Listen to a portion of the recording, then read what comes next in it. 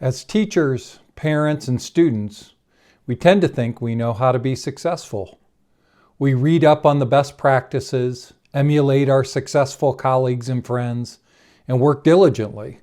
However, many times we fail, even in advantageous circumstances. Therefore, we consider educational success to be complex and sometimes unattainable. So how do we explain, especially when situations run contrary to conventional wisdom, like these scenarios?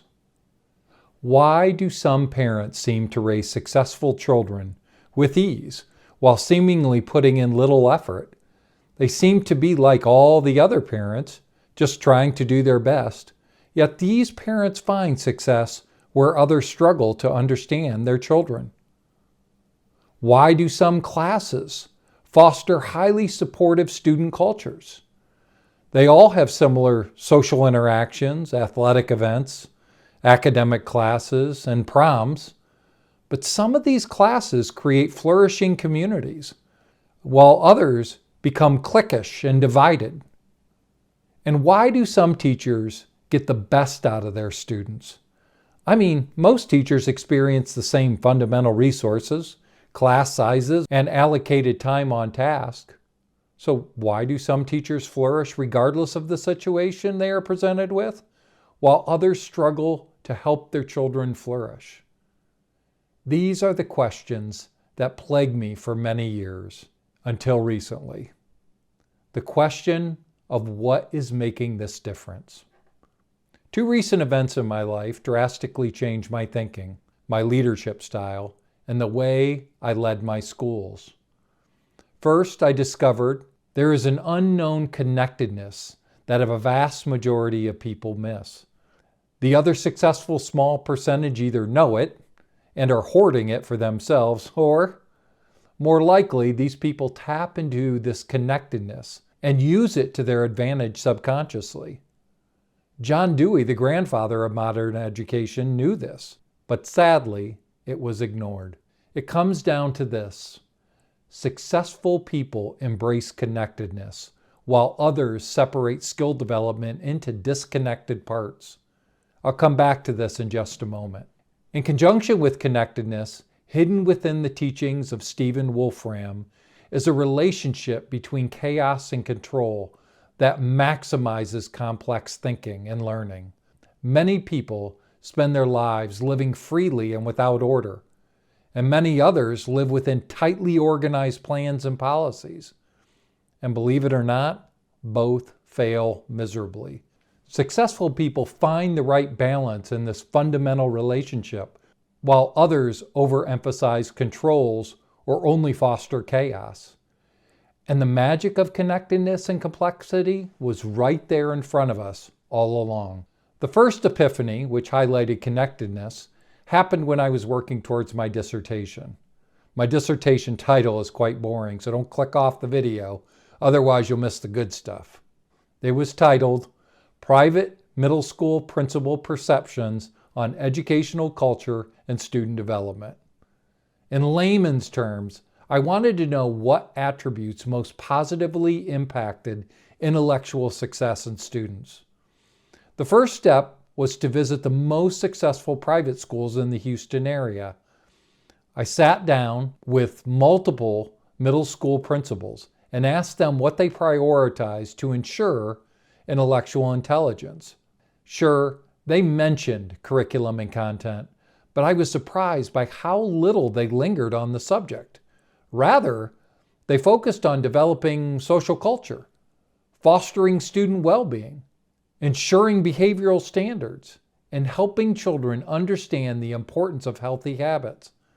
I thought these endeavors were nice to have, but not necessarily needed to help kids learn. I took these reflections the principals provided and returned to my office to cross-reference their thoughts with the studies I had been collecting. There's not a lot on private schools in the archives, so I reviewed comprehensive public school studies to bolster my research. An idea was born. Throughout it all, an emergent framework. Let me draw it out for you. Let's first begin with why I'm so passionate about this work. When I was growing up, I would have been considered an underperforming student. I failed second grade because I lacked the capacity to read, and that continued through my early educational career, resulting in a 2.2 GPA for high school. Not having the grades to advance to college, I followed in my father's path, working in a factory for 2 years before I was given an opportunity to attend the Ohio State University. Incredibly grateful for that. As I struggled there, I slowly began to understand the importance that intellect plays in our lives and why reaching true wisdom is an endeavor worth pursuing. And so I became consumed by it. As I mentioned in my dissertation, between the interviews and the studies, that information gave me the first clue. Let's start with an individual person. Put a little stick figure in here. And the first thing I wanted to know, what is it that helps make a person wise, and how do they develop their intellect?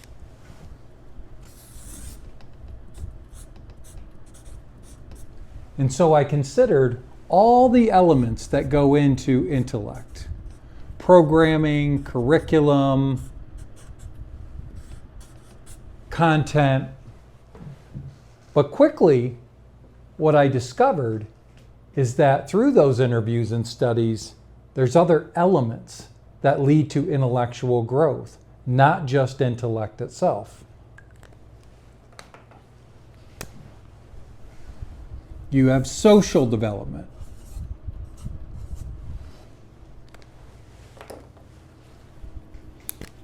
Emotional development.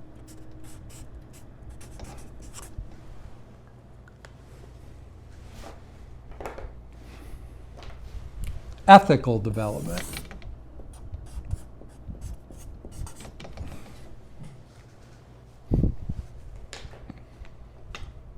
And finally, physical development.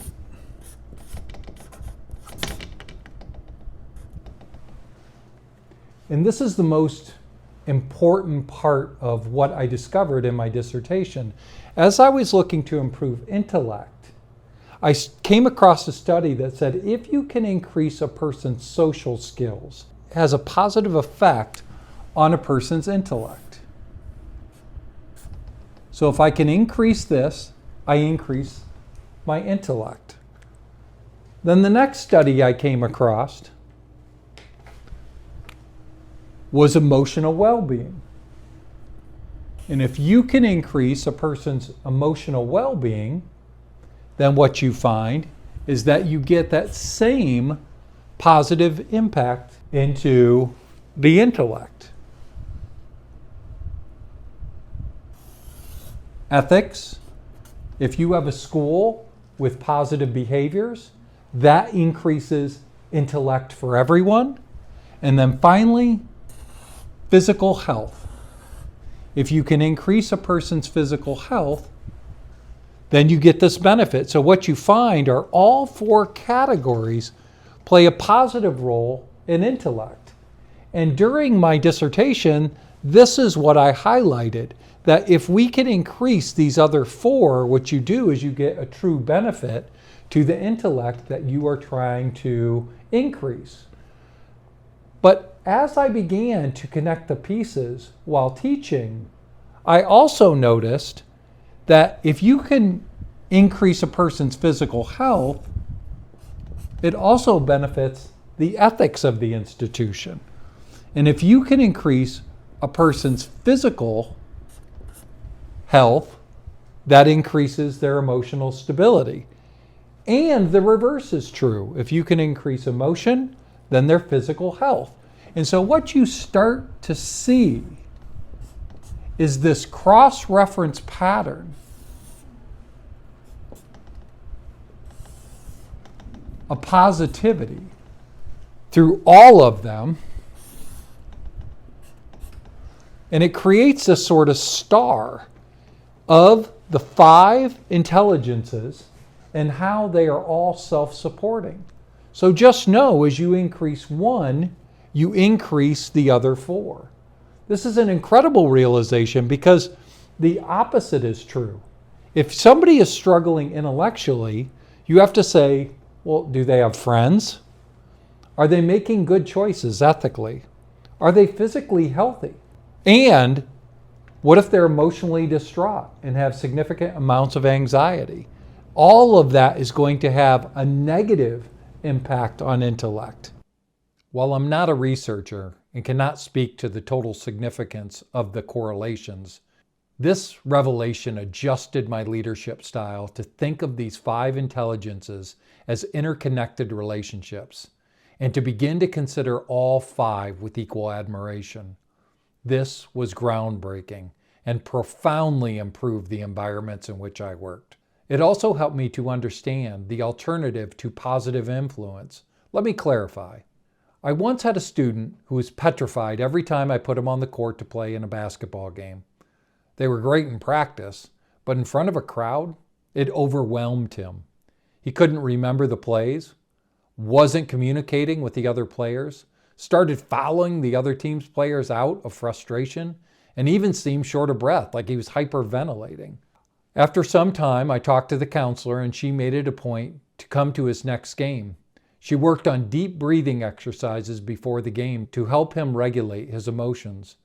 His brain after this was primed for deeper intellectual understanding, and he carried out the plays to perfection. He was more socially communicative. He was judicious in his actions towards the other team, which cut down on his fouls, and his stamina improved. I want you to imagine for a second a school where the teachers, students, and parents all understand that these 5 intelligences are interconnected. If we were able to achieve this, what would the students be able to learn? How rich would the conversations be? How supportive and empathetic would they become? How much trust and integrity would be cultivated? And how healthy would they all be? The connectedness epiphany was incredibly effective, but what followed next significantly enhanced the school experience. The second event happened a few years ago while I was reading a book by M. Mitchell Waldrop called Complexity: The Emerging Science at the Edge of Order and Chaos. This is where I came upon a graph by a physicist named Stephen Wolfram. While the graph was not specifically designed for schools or our 5 intelligences, my educational experience matched closely with his conjectures on order and chaos. For the sake of understanding, it boils down to this. If there is too much chaos, you get lowered levels of learning, reduced social experiences, emotional dysregulation, ethical compromises, and unhealthy patterns, as indicated here on the chart. Complex learning proves to be impossible. So you might think order is the way to solve this. However, if you apply too much order or control, in essence, you get a similar ineffective result brought on by stifling stagnation.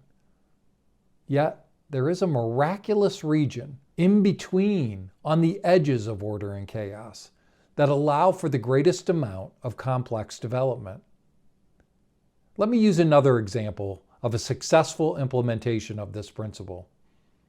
Each year before school starts, many parents who find success say things like, I need to get my child back on a regular schedule. They got school coming up. Sound familiar? The parents begin to implement more order as they know the freedom of summer is just a bit too chaotic to find success. They put their children to bed gradually earlier in the evening. They reduce technology use, talk to their children more about how they will feel when they're at school, start increasing behavioral expectations, and likely begin reintroducing reading and writing and math. Essentially, what they're doing is they're searching for the sweet spot between chaos and control. And that realization will highly increase the child's likelihood of finding success. I've been involved in 3 highly successful schools in my career. Even though they were quite different, these schools had clear themes in common. They all had a clear vision. They take in naturally curious students who have a love for learning. Just visit any kindergarten class and you will see it in its purest form. They make these students courageously playful, allowing for the students to take risk, but striving to be better themselves. The children see education as part of their play rather than drudgery. They want the students to leave purposefully inspired, filled with hope and excitement, and wanting to make a difference in the world. Those three elements make the vision come true. All three schools also had a clear mission centered around 4 key words: safe and nurturing, which are aspects of autonomy and freedom, as well as high expectations and challenging aspects of order. And all had well-defined core values centered in one way or another around the 5 intelligences: intellect, social skills, emotional regulation, ethical virtue, and physical development.